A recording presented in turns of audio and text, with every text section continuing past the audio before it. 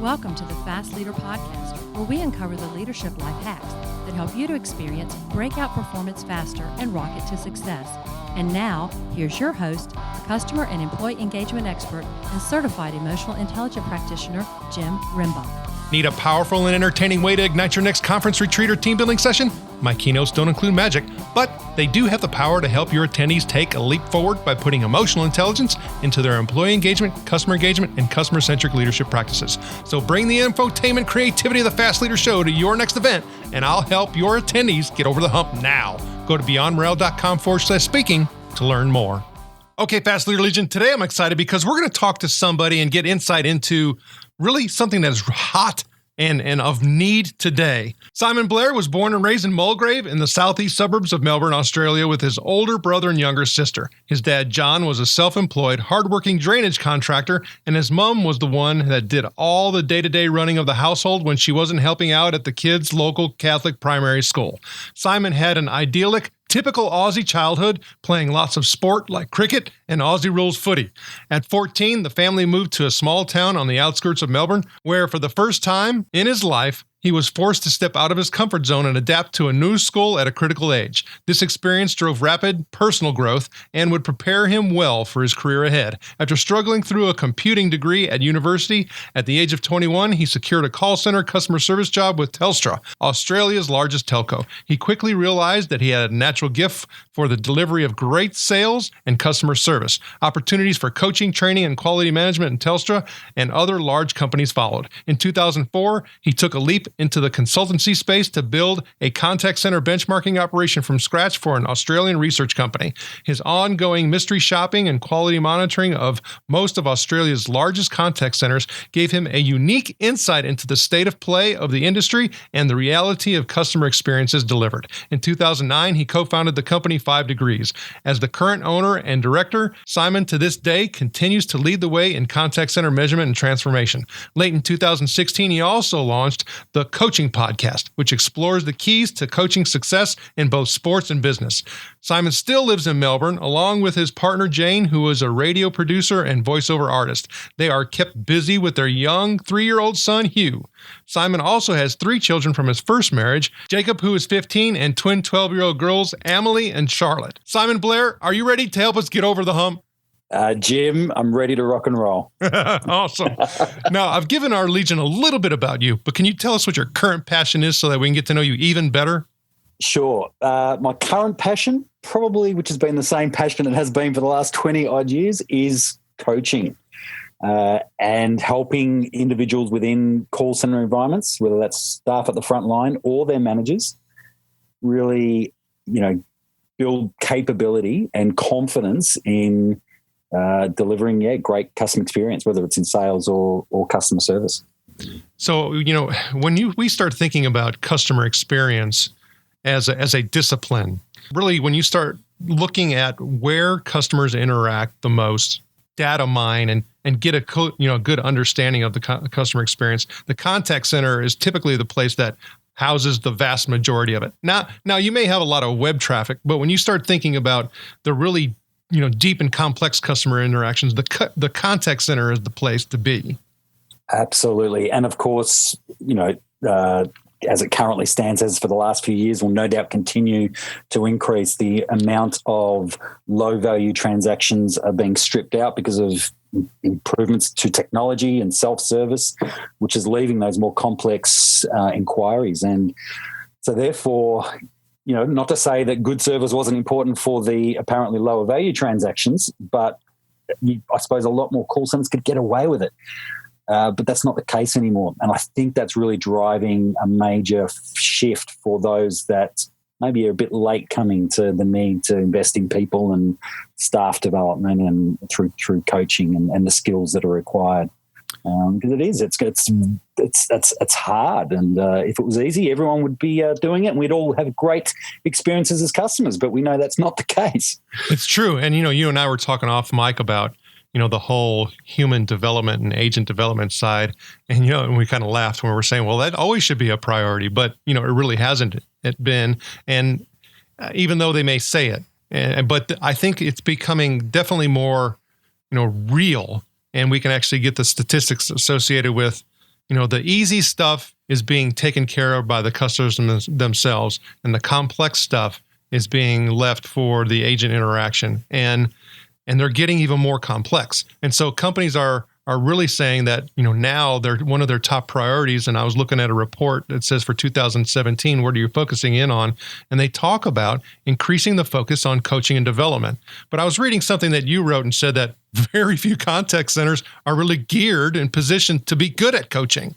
Absolutely. And most people have never experienced a strong coaching culture and what that looks like, sounds like, tastes like, if I can use that, that palpable thing that when you work, you walk into an environment that's high performing and has a really strong, vibrant culture. I can guarantee you it's because it has a strong coaching culture, which all comes back to the role of managers. Yeah, the role of team leaders. What are they doing on a daily basis? And when we talk about coaching and development, I think this is, I suppose, where you're coming from as well, is so many people don't understand it. It's often, sure, there's the formal aspect to it, which could be, more formal training and coaching of skills, but it's the day-to-day. It's while they're on the phone doing their job. What is the team leader doing? Are they stuck at their desk, or are they walking around, tapping someone on the shoulder in between a call and going, right, I just listened to that call. How do you think it went? Asking good questions, talking about it, and then maybe doing a quick role play in the moment, spontaneously. I've never encountered many call centers where that's just normal. And that's actually what's needed. True. And you also mentioned something about some of the techniques that you're using and some of the tools that you're using in order to help organizations create that coaching environment. Well, like what? What are you using? Yeah. Well, in my business, it's a twofold business. It's driven by measurement. So, call center clients send us their call recordings, and we do mystery shopping. Certainly with inbound sales is a great way to do mystery shopping and test and really assess the capability of staff. And that's the measurement model that I've refined over many, many years. And what that does is inform, therefore, what is the coaching requirement for an individual or for a team. And therefore for a manager who's responsible for that team. So what I've started doing recently, and I've been doing measurement for a long, long time, but I've started to introduce video feedback. And as a bit of a differentiator in this space, where I can even personally listen to a batch of calls and then just press record. It's a bit like Jim, with you with this podcast, myself has recently started a podcast. At some point, you just got to decide to do it. And it doesn't have to be too polished. You just got to act. And so I've decided just to, because I have an emotional response when I listen and assess the calls. And so I want to grab that and then really speak to the individual. And video is just huge in terms of doing that. And it means I can do it remotely, because I do a lot of coaching on site with my clients. But the fact is I can reach individuals now in a 2-minute piece of feedback that talks about very practical things that they did well, things they could do better, and I can actually demonstrate it for them, and they can see me. They can see my own emotional response to what they're doing. I'm in the early days of really experimenting with that with one client in particular, and it's having really, really good traction. So I think that's going to be something I'm going to look to expand for the rest of my business. Yeah, I think that power of video is something that we all, could leverage in a lot of different ways that we're currently not doing. And I think that's kind of going to be, the next wave for a lot of, human connection that we currently, just aren't familiar with. And I would dare to say that the younger generation, they're already there. So it's those that are in, my age group and, a little bit younger, maybe that we need to catch on and communicate like they want to communicate. But there's one of the things that I also had read that I think you and I are in alignment with. That is one of the big failure points when you start thinking about quality interpretation and service delivery is that companies, organizations, people internally try to assume or ascertain what the customer feels is a good experience. And they start saying things like, well, I know I wouldn't like that. And they use that as part of their coaching and development, which to me is a major, really risky thing to do. And it's a bad practice. Absolutely. Look, one of the things I realized early in my career, and I've used this as a bit of a mantra all the way through, is that, people, okay, if there was one thing I would change, if I had a magic wand, could wave it for contact center agents the world over, to do something different. And that is to stop making assumptions. Assumptions is the killer of good customer experience. And you've just given a really good example of that. Because the key, and this is the sales service connection, because there is no difference. The key to great sales is actually rooted in customer service, certainly modern best practice sales practices. And part of that is it's all about asking questions. Even when, and this is the challenge, you're getting me to talk about, it's probably my greatest realization that I've known for a while that's been key to my success, and that is the inherent difficulty of a call center role is repetition. Yeah, the volume of repetition for a call center agent. It's why there's high turnover. It's why it's hard to change behaviors, because of literally ingrained repetition of doing the same thing call after call. And the risk in that is, and it's certainly true with more experienced staff, is they start to bring all those assumptions because I'm so experienced. I've got this one. This is the 10th time I've dealt with this inquiry today. And so they start trotting out those sort of standard rehearsed sort of lines like, in my experience, blah, blah, blah, blah, blah, is something they might say to 10 customers, the same thing, when everyone's different. The situation might be the same on the surface, but you're dealing with people.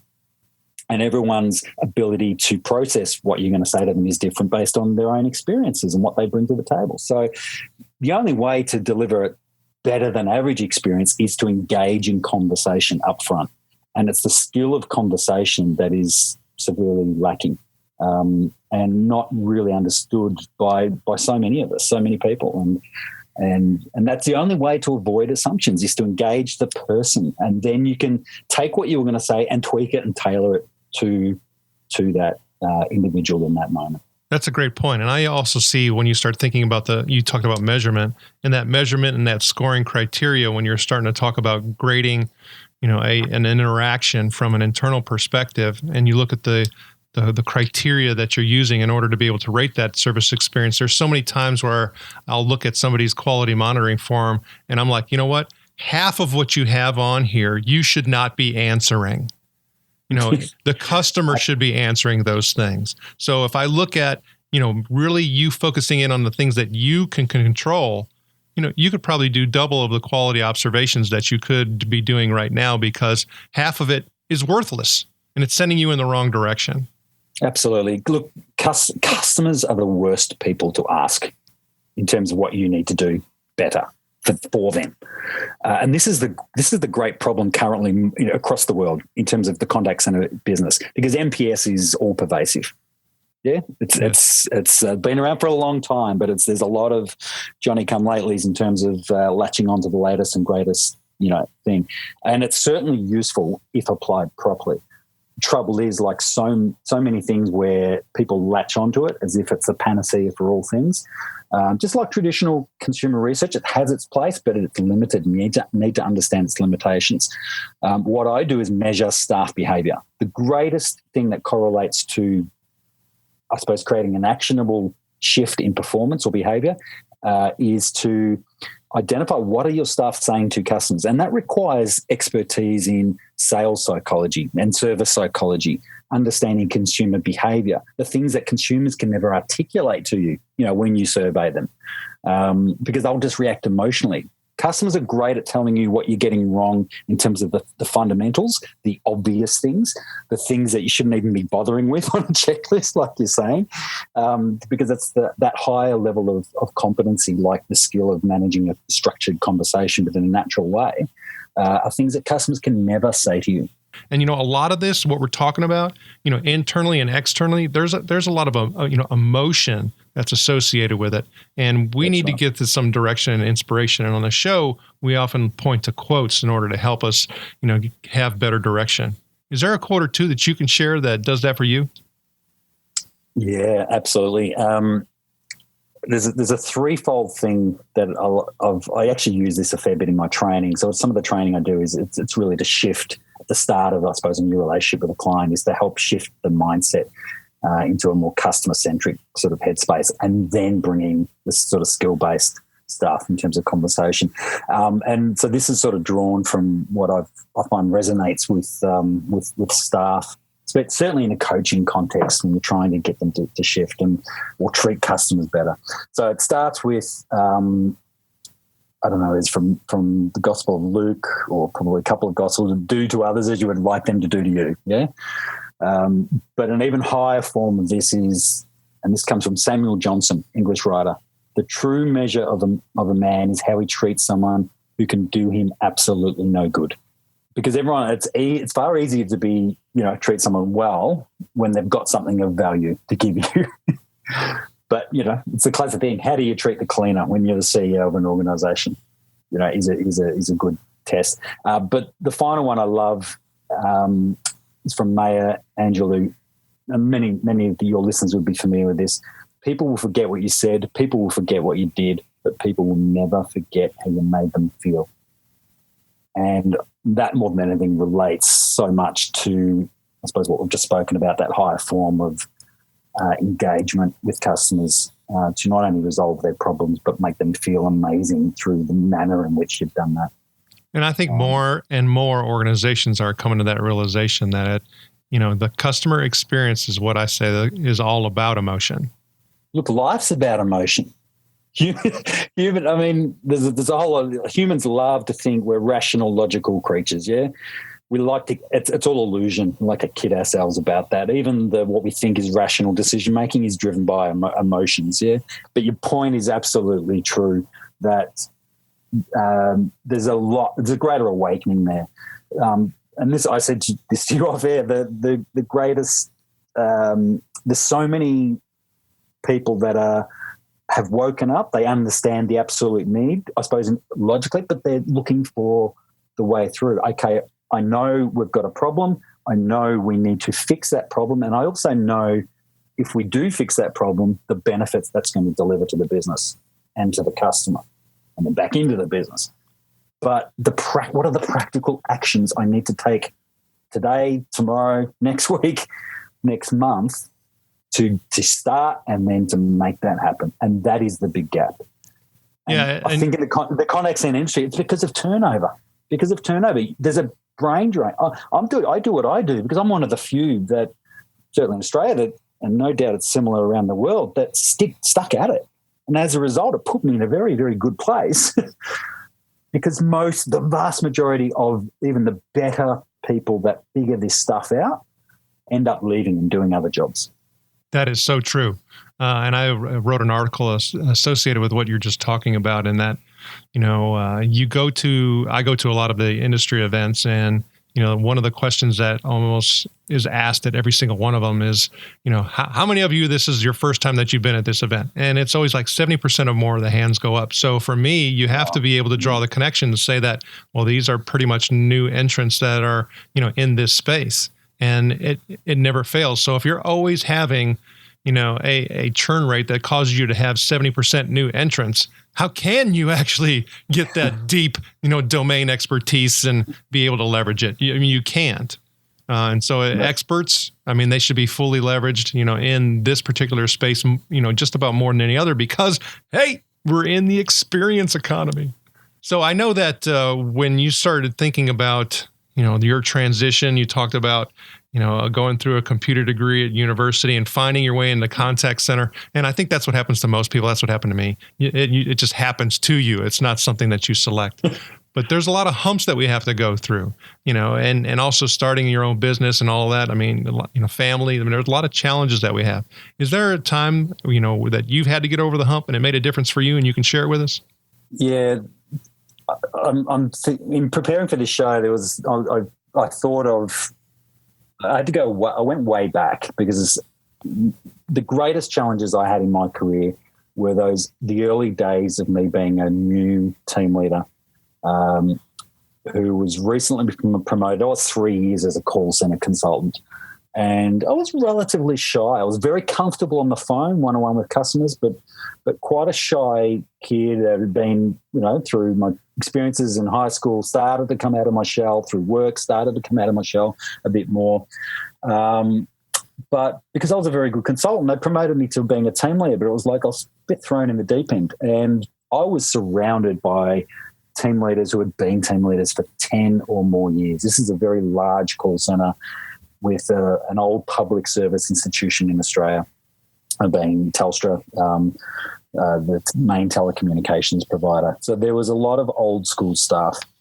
And there was a reshuffle. This is when a coaching culture was brought in, and all the team leaders were given greater responsibilities to sort this stuff out and make a difference and have impact. We had to get staff to become sales agents in this very strong traditional customer service environment where so many of them, including so many of the team leaders, were really resistant to the whole concept of sales because their own experiences as consumers was, salespeople. We don't like salespeople. That sales is horrible. And we're not salespeople, we're customer service. And yet, as a new team leader, it was very clearly instructed to me that you have to increase sales by something like 400%. And I got inherited with the old school long-term employees because I was the new kid on the block.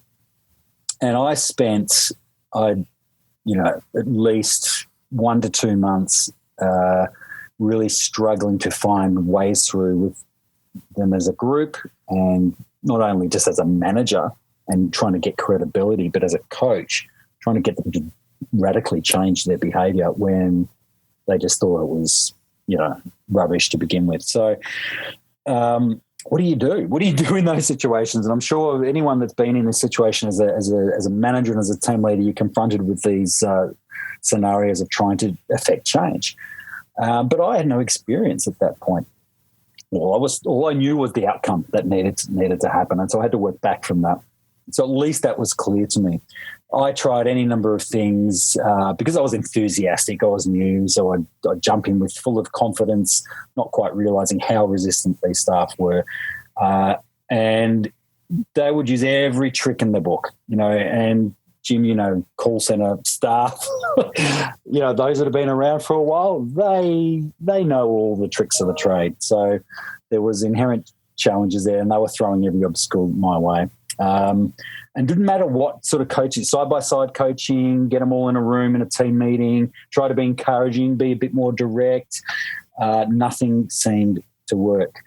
And I was pulling my hair out. And my manager, not really realising at the time, my contact centre manager, who was amazing and really shaped my career, and it was a bit of a test, but, of course, who knows that at the time. And because she knew I'd find a way, I'd figure it out.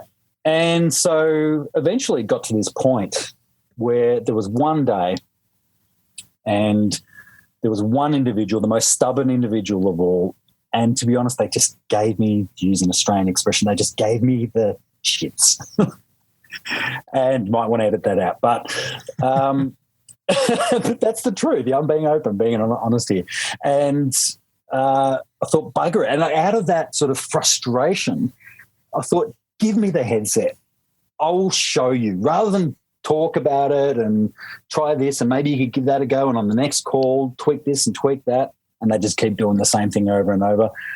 I thought, I've got to demonstrate this. I actually got to make them believe that it's actually possible, that it fits their service mentality rather than sales being this horrible thing that customers actually won't respond to. And, in a way I had to prove it to myself. Because I was a team leader, I hadn't actually applied this new sort of thing that's being asked of the staff myself. So, 5 calls. I said to them, look, give me the next 5 calls. I'm going to take them and I'm going to sell to the next 5 customers. And it was good product. It was valuable product, real benefits, newly released. So, I had those advantages. But at the same time, I was on show. I was having to perform. And so that was really good in terms of sharpening my focus and helping me to just execute, I suppose, everything I'd been asking this individual to do. So what happened? I sold 5 calls in a row, 5 products. I'm going, yes. And after the third one, I thought, I've got this. I've absolutely got this. And it came from being, I had to tailor it to the individual. I had to find that way through, talk to them, ask questions. It was all about the questions that I asked. And the style that I used. It was not pushy. It was just very consultative. And which is what these staff were coming from. And I realized in that moment their objections were valid because they'd been burned before. They hadn't been coached before. They hadn't been shown how. And in that moment, that was a massive epiphany for me in terms of, because I had worked and I saw and I knew the reaction from the individual. They were hooked. They were listening in. They were leaning forward. They were, and I knew I had them, even if they were still at the end of it reluctant to give me praise. So, but look, it was through demonstration, through action, rather than verbal instruction. Well, I think that's also a good thing to note as far as. Both credibility and human learning is sometimes they need to see it emulated. And whenever you can do that, it's going to add significant value to, your ability to have change occur versus just, being told. So that was a good move. I mean, but it came out of frustration because you failed, yes. you failed. And finally you're just like, give me the headset. Absolutely. It's funny how exactly like that. Yeah, it's funny how those things come out. So, I know that, we've talked about, a lot of the things that you have going on. You launched a podcast, but when you start thinking about all the things that you have going on, what's one of your goals? There's a very specific goal that I'm working on with one client in particular at the moment. And I think it's worthwhile sharing because they've been a client for a couple of years now, and we're about to lock in another couple of years of servicing. And I suppose going back to what we've talked about, that alone just shows you the level of commitment that's actually needed if you truly want to change. There ain't no quick fix. So one of my goals is to, because of the investment they've made, not only money, but literally their time and their faith in my model, to partner with them over such a long period of time, is to see it through, to see the transition, which is certainly happening. They've made massive strides to becoming world's best practice contact center in sales and customer service. And they're a Tassie call center.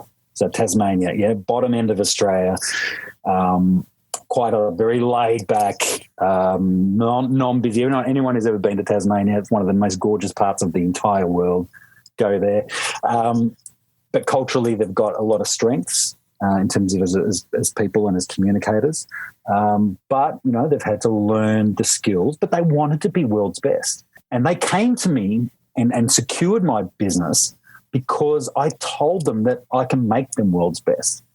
And that's what they were striving for, as opposed to most who just have less, I suppose, hardcore goals like that. I mean, most people just want to get better and improve, but they literally wanted to be world's best, and they partnered with me to do that. So I want to see that through. So the next two, there's a specific thing with that one client that has got my attention and focus to try any number of new things. And so the Fast Leader Legion wishes you the very best. Now, before we move on, let's get a quick word from our sponsor. Call Center Coach develops and unites the next generation of call center leaders. Through our e-learning and community, individuals gain knowledge and skills in the 6 core competencies that is the blueprint that develops high-performing call center leaders. Successful supervisors do not just happen. So go to callcentercoach.com to learn more about enrollment and download your copy of the Supervisor Success Path ebook now. All right, here we go, Fast Leader Legion. It's time for the Hump Day Hoedown. Okay, Simon, the Hump Day Hoedown is the part of our show where you give us good insights fast. So I'm going to ask you several questions, and your job is to give us robust yet rapid responses that are going to help us move onward and upward faster. Simon, Blair, are you ready to hoe down? I'm ready. All right. I think. So what do you think is holding you back from being an even better leader today? Talking too much. I need to be more concise. What is the best leadership advice you have ever received? As a leader, you are always on show, so you better perform. What is one of your secrets that you believe contributes to your success? The ability to recognize fear and the emotions in others, and then to empathize with those and validate those. And my firsthand experience, I think, gives me a great advantage in being relatable and the fact I can demonstrate things to those I'm trying to teach. What do you feel is one of your best tools that helps you lead in business or life? Quite recent in terms of a lot of the activity I've been doing in social media, there is the single greatest tool for any business owner and social media people the world over. It's an Aussie company called Canva, online production of social media content for people that aren't tech savvy is incredible. But and a more obvious one is LinkedIn. I think it's an incredible resource that so many just take for granted and don't quite get what's available to them. What would be one book that you'd recommend to our listeners? And it could be from any genre. Ooh, I might have to read. I'm going to have to shift what I was going to say. Look, so I'm going to give you two, a business book and a piece of fiction. The business book, First, Break All the Rules, What the World's Greatest Managers Do Differently, Marcus Buckingham and Kurt Kaufman. When it comes to fiction, I'm a bit of a, like a bit of fantasy. The Name of the Wind. Trust me, for anyone that thinks fantasy, I'm not going near that. Read this book. Incredible piece of literature. Okay, Fast Leader listeners, you can find links to that and other bonus information from today's show by going to fastleader.net/Simon Blair. Okay, Simon, this is my last Hump Day Hold-On question. Imagine you were given the opportunity to go back to the age of 25, and you've been given the opportunity to take the knowledge and skills that you have now back with you, but you can't take everything back. You can only choose one. So what skill or piece of knowledge would you take back with you, and why? One thing, I would take the model that I use for assessing staff capability. And I call it the 5 degrees of customer experience. And the reason I take it back is because I know that the case studies I would be able to produce from implementing this when I was 25 would have been astounding in terms of the results and the ability to, correlate to business outcomes and therefore what that might have done to my career in terms of sending it into a different trajectory. So, the model that it's taken 20 odd years to cultivate, to take that back to 25 would be pretty incredible.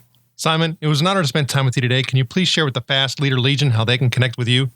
Absolutely. I encourage everyone who wants to connect with me on LinkedIn, Simon L. Blair, and also my company website, www.5degrees, that's FIVE degrees.com.au. But, hit me up on Instagram and wherever else you can find me. And don't forget the coaching podcast. Simon Blair, thank you for sharing your knowledge and wisdom. The Fast Leader Legion honors you and thanks you for helping us get over the hump. Thank you for joining me on the Fast Leader Show today. For recaps, links from every show, special offers, and access to download and subscribe, if you haven't already, head on over to fastleader.net so we can help you move onward and upward faster.